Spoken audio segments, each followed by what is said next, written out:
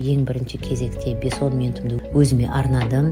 Ол дегеніміз медитациям бар, жаттығуларым бар. Жаттығулардың ішінде қыздар ең бірінші кезекте белге, аяққа, қарынға, қолға арналған жаттығулар жасаймын.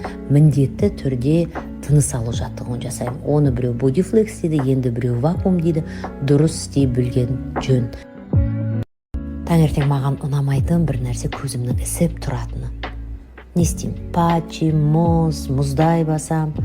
Одан қала бердім, маска жасаймын. Обязательно маска. Біріншіден терің әдемі болады, ылғалданады және де көздің ісігінің басуына көмектеседі. Бүгінде мен Марин маскасын пайдаланамын. Бұл масканы пайдаланып жүргеніме көп бола қойған жоқ. Десе де эффектісі вау.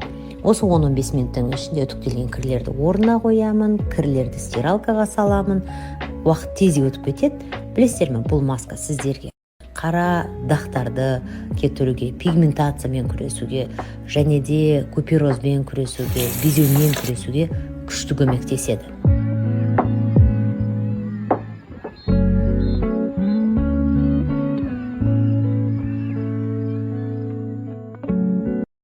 Айтпақшы қыздар арасында Инстаграмнан бір күн, 2 күн демалып тұрған дұрыс.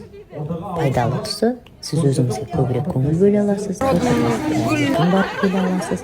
Той-томалақ демекші, мен кеше 2 бірдей шарада болдым. Бірі шілдехана болса, екіншісі Дархан ағамыздың қызын ұзаттық.